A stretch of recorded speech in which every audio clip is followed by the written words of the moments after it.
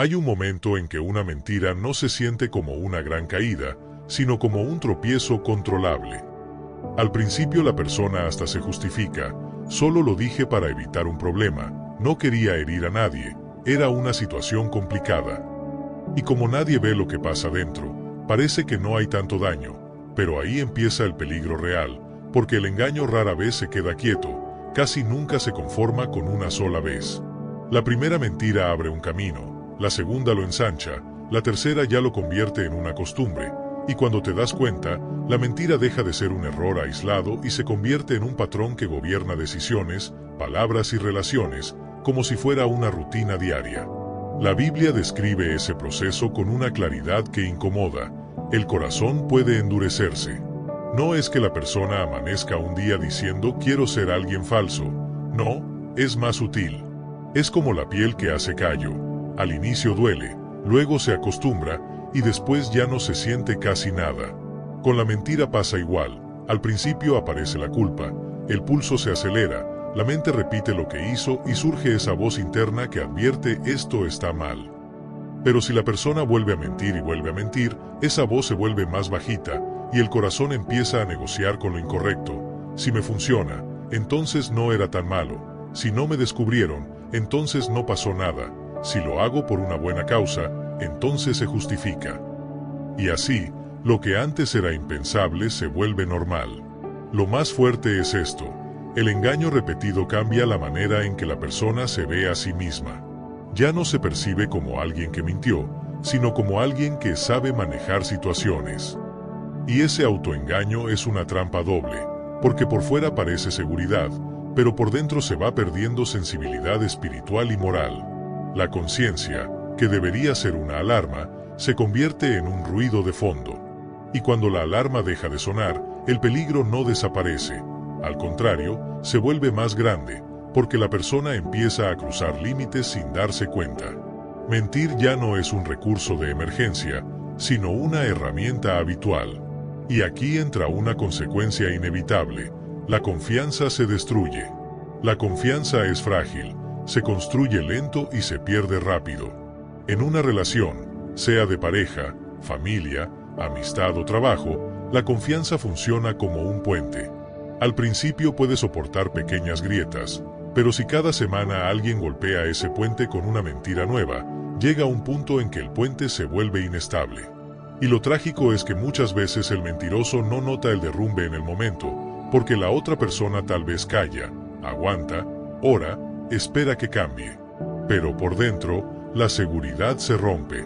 Ya no se cree en las palabras, se duda de las intenciones, se revisa cada detalle. Donde antes había paz, aparece sospecha. Donde antes había libertad, aparece vigilancia. El engaño también crea una vida dividida. Una parte de la realidad se muestra, otra se esconde. Y vivir dividido cansa, pero ese cansancio no siempre lleva al arrepentimiento, a veces lleva a mentir mejor. La persona aprende a cubrir huellas, a cambiar versiones, a anticipar preguntas, a usar medias verdades. Y aquí ocurre algo serio: la mentira deja de ser solo una acción y se convierte en un estilo de vida. Ya no se trata de dije algo falso, sino de necesito sostener una imagen que no es real. Y sostener una imagen falsa exige nuevas mentiras como combustible. Una mentira sola no se sostiene, pide compañía. Por eso el patrón crece. Para proteger la primera mentira, nace la segunda. Para proteger la segunda, nace la tercera, y así se forma una cadena que aprieta el alma. A veces la persona incluso se vuelve emocionalmente fría. No porque no tenga sentimientos, sino porque sentir sería peligroso. Si siente culpa, tendría que detenerse. Si siente vergüenza, tendría que admitir la verdad. Si siente dolor por el daño causado, tendría que reparar. Entonces lo más conveniente es apagar el corazón, reducir la empatía, minimizar el impacto. No fue para tanto, la gente exagera, yo también he sufrido, si supieran todo, me entenderían.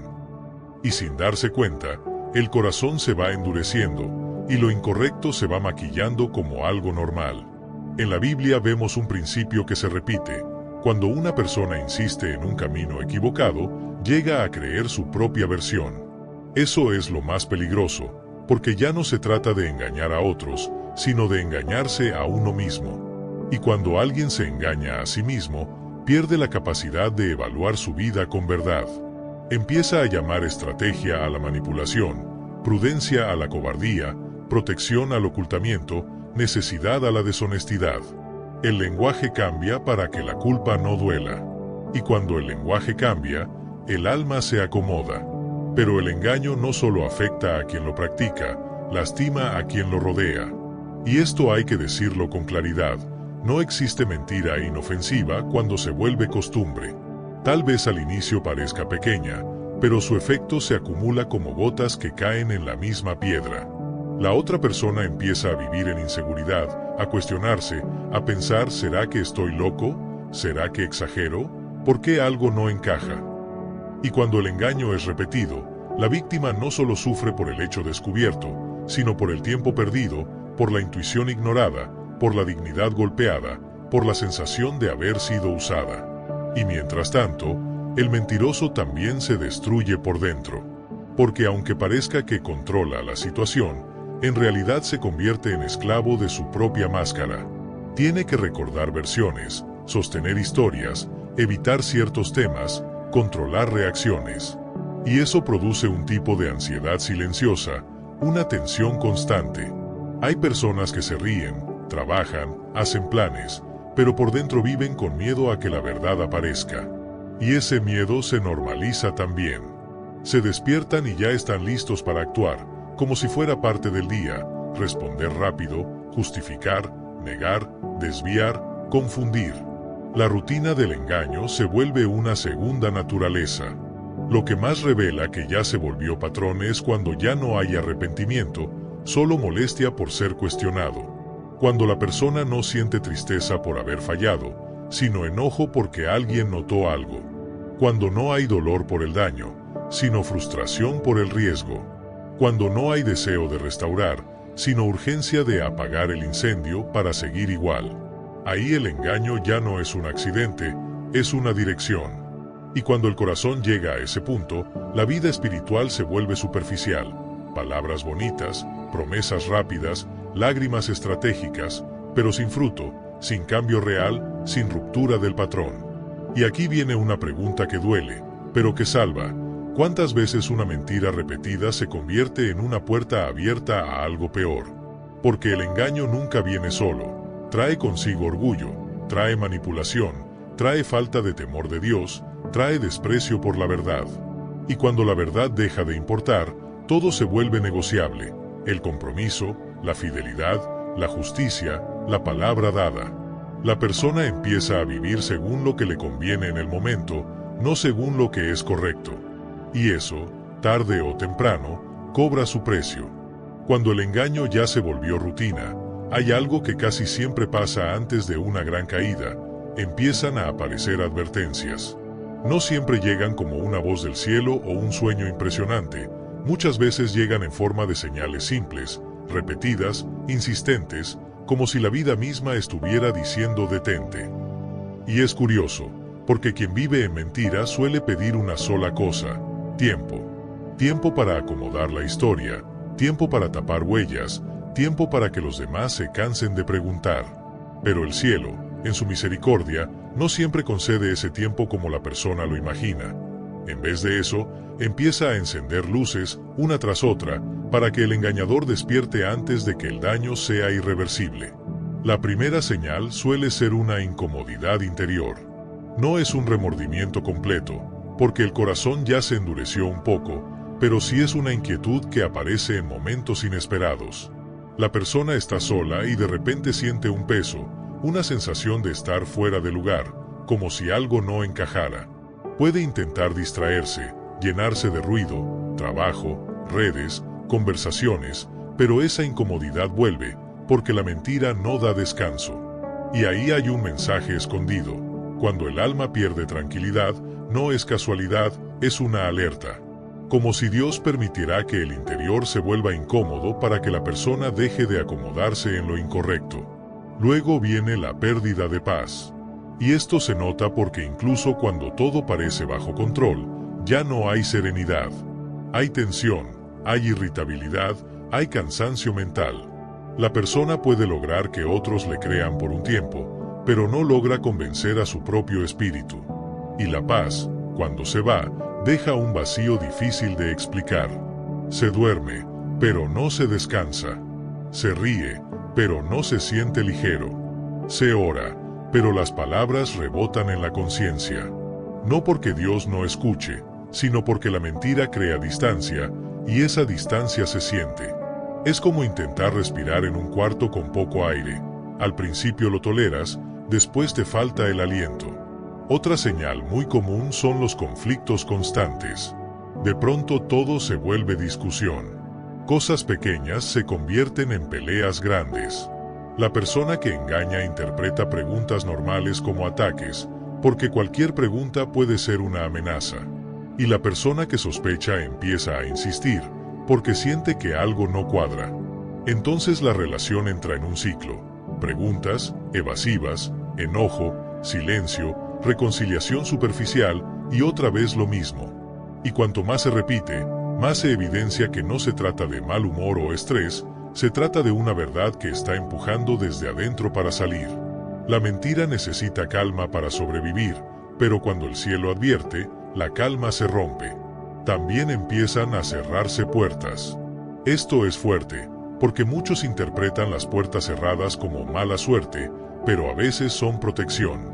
Proyectos que no avanzan, oportunidades que se caen, planes que no funcionan, conversaciones importantes que se interrumpen, mentiras que no logran encajar como antes. Y la persona se frustra porque siente que la vida la está contradiciendo.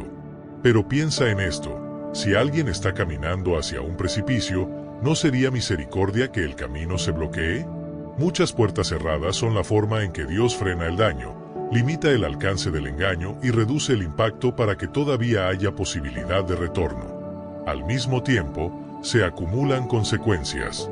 Y las consecuencias no siempre son públicas al inicio, a veces son internas: ansiedad creciente, miedo a ser descubierto, necesidad de controlar todo, pérdida de enfoque, falta de alegría.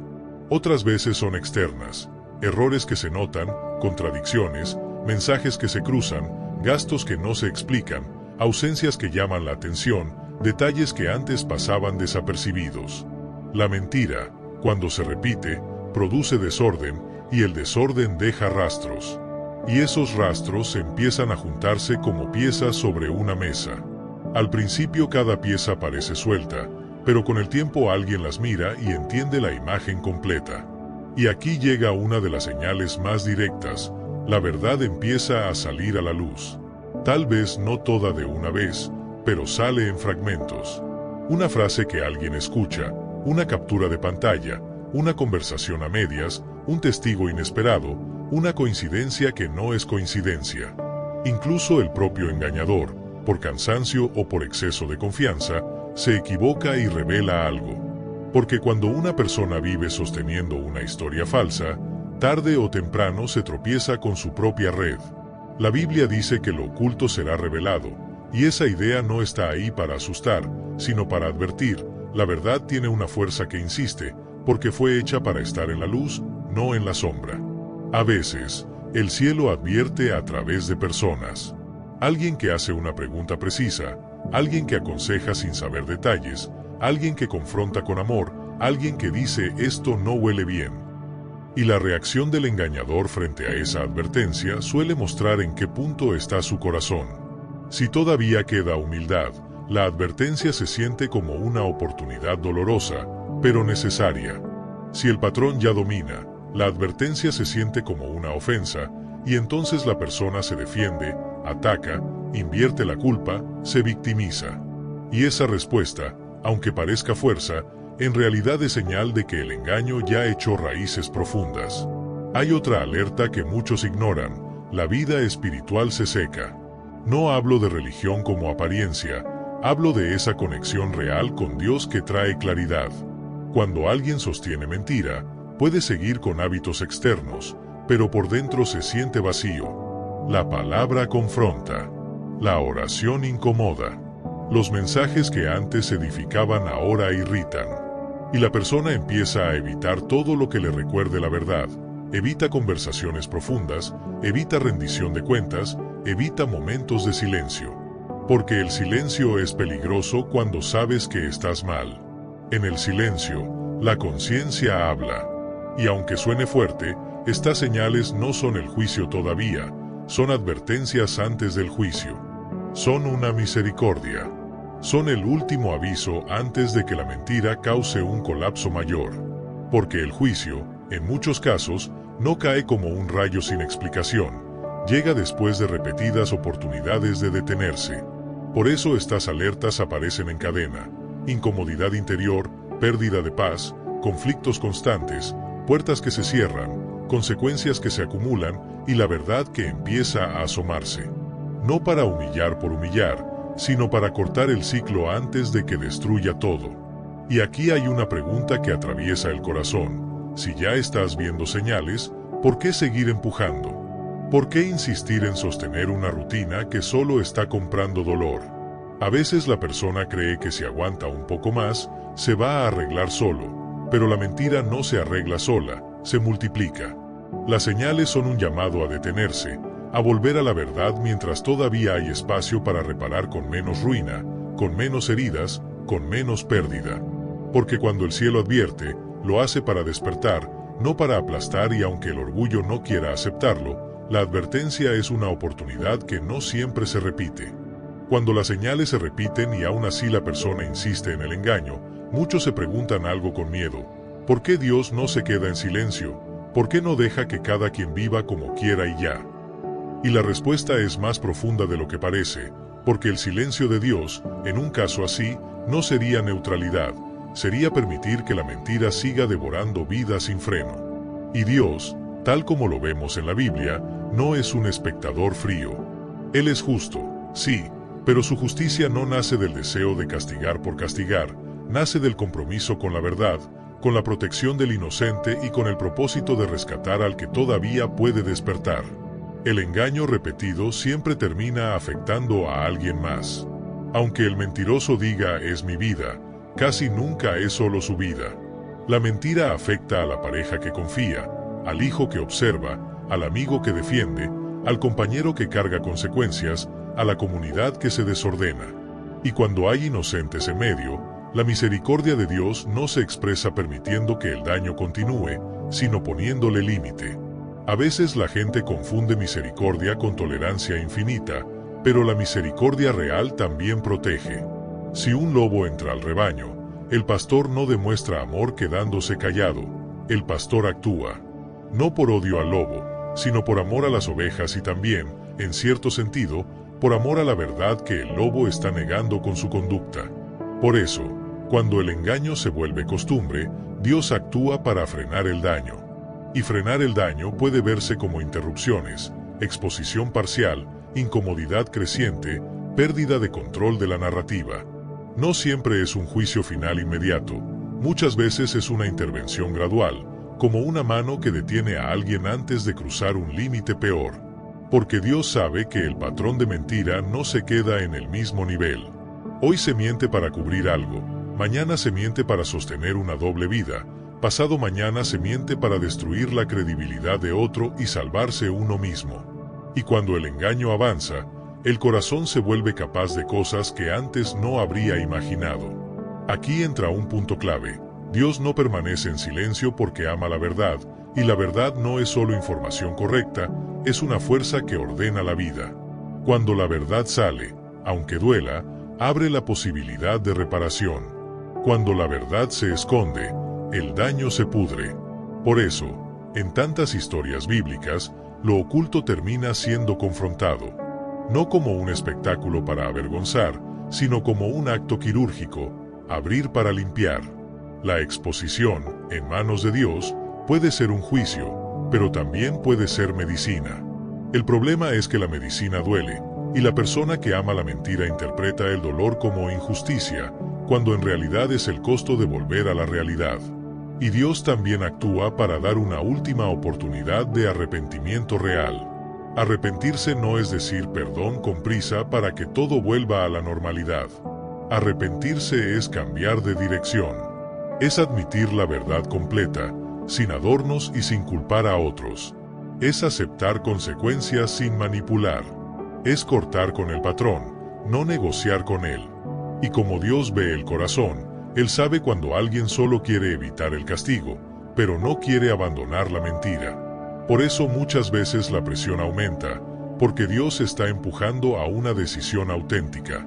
No una disculpa estratégica, sino una rendición. No lágrimas para calmar a la víctima, sino verdad para restaurar lo que se rompió. Además, hay algo que casi nadie dice en voz alta.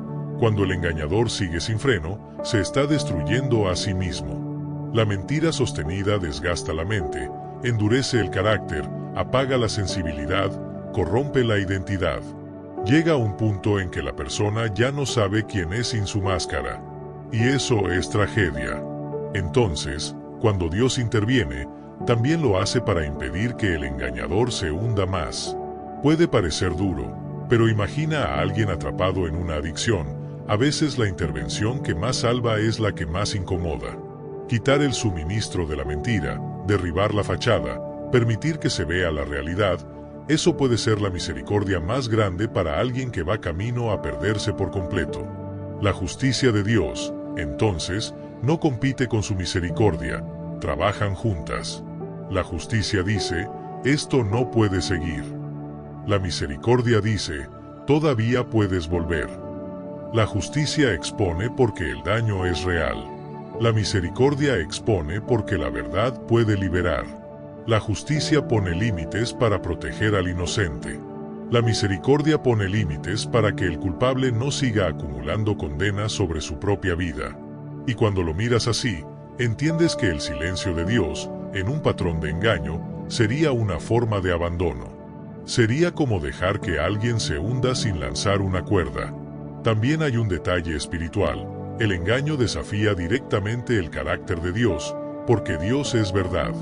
No solo dice la verdad, Él es la fuente de lo verdadero. Entonces, sostener una vida de mentira es como vivir en contra del diseño de Dios. Y lo que vive contra el diseño, se rompe. No porque Dios sea caprichoso, sino porque la realidad tiene leyes. Mentir rompe la confianza, rompe la comunión, rompe el orden, rompe el interior. Por eso Dios advierte, confronta, aprieta, revela.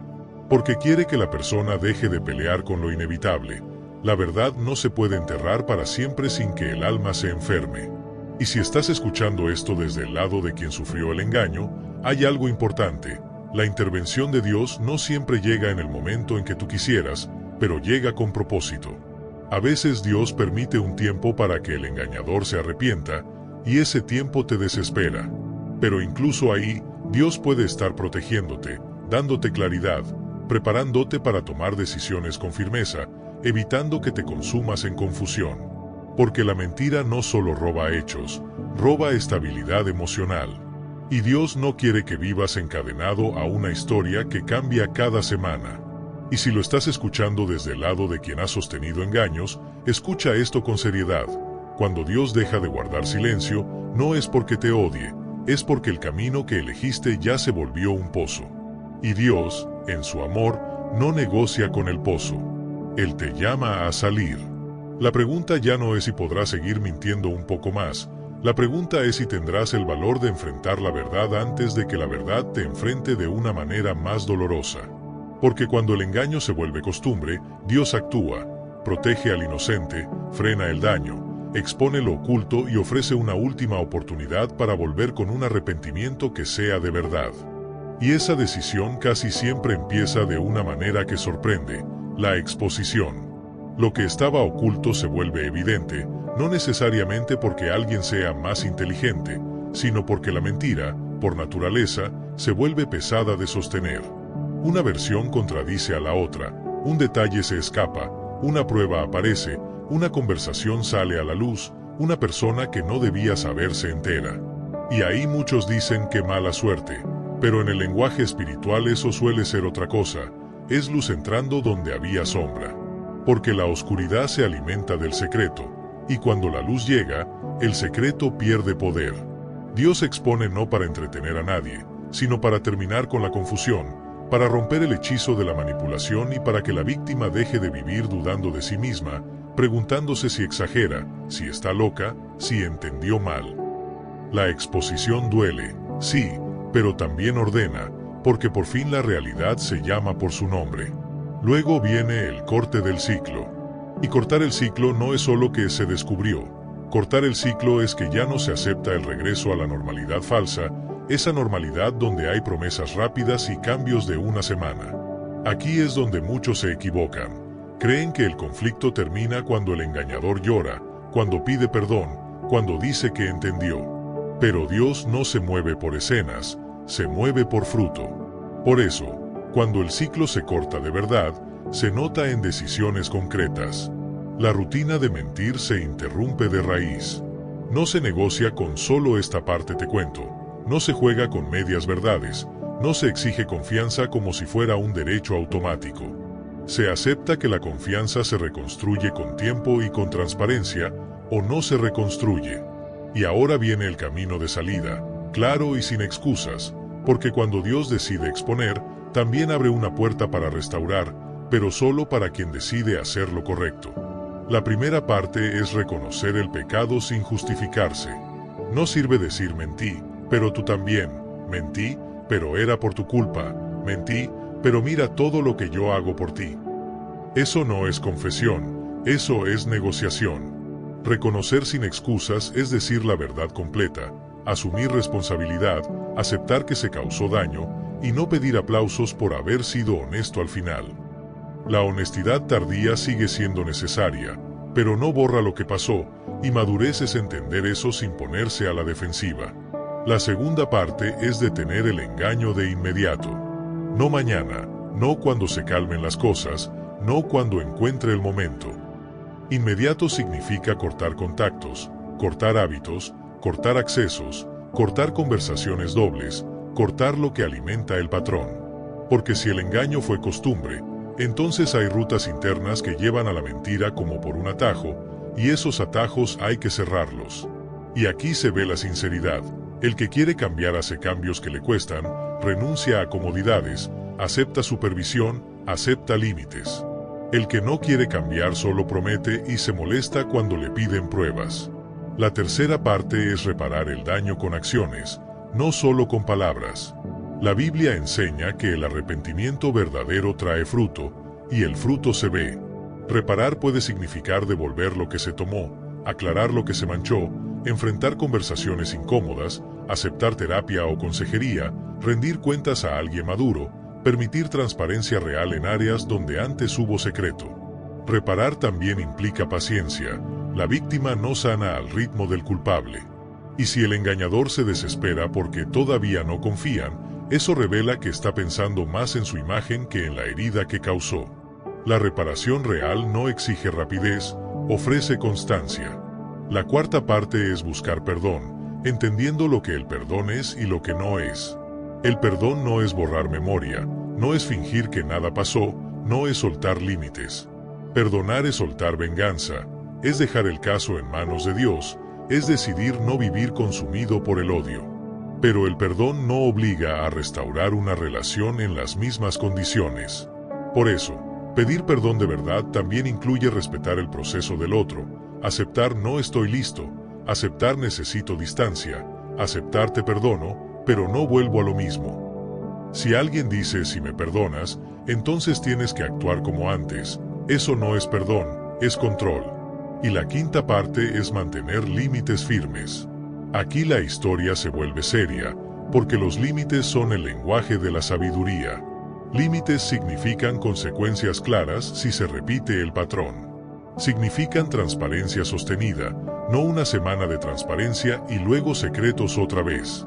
Significan que la víctima ya no será presionada a callar para no causar problemas. Y límites también significan algo más, que la persona engañada deja de sentirse culpable por protegerse. Porque hay gente que, por ser buena, confunde amor con aguante infinito y termina permitiendo lo que Dios nunca pidió que permitiera. Dios no llama a nadie a vivir en tortura emocional para demostrar fe. La fe también se ve cuando alguien se levanta y dice, esto se termina aquí. Y si hay cambio real, Dios puede restaurar. Restaurar no siempre significa que todo vuelve a ser igual. Muchas veces significa que se construye algo nuevo, con verdad, con humildad, con cicatrices que enseñan. La restauración de Dios no es maquillaje, es transformación. Pero si no hay cambio, si el engaño continúa, si hay manipulación, si hay reincidencia, entonces Dios también permite algo que muchos no quieren escuchar, la separación de caminos. No como venganza, sino como protección. Porque llega un punto en que seguir cerca solo alimenta el ciclo, y la víctima se convierte en un blanco permanente. Separarse puede ser el acto más santo cuando lo que está en juego es la dignidad, la paz, la seguridad emocional y la salud espiritual. Y en ese punto se entiende la resolución completa. Cuando el engaño se vuelve costumbre, Dios expone, corta el ciclo y ofrece una ruta de salida basada en verdad y responsabilidad. El que decide hacer lo correcto encuentra un camino, aunque duela, hacia una vida más limpia y libre. Y el que insiste en la mentira pierde espacio, pierde acceso, pierde la comodidad de repetir lo mismo, porque el cielo no bendice una rutina que destruye. Al final, la verdad no llega para aplastar, llega para poner orden, para proteger al inocente y para dar a cada corazón la oportunidad de elegir quién quiere ser cuando ya no hay sombras donde esconderse.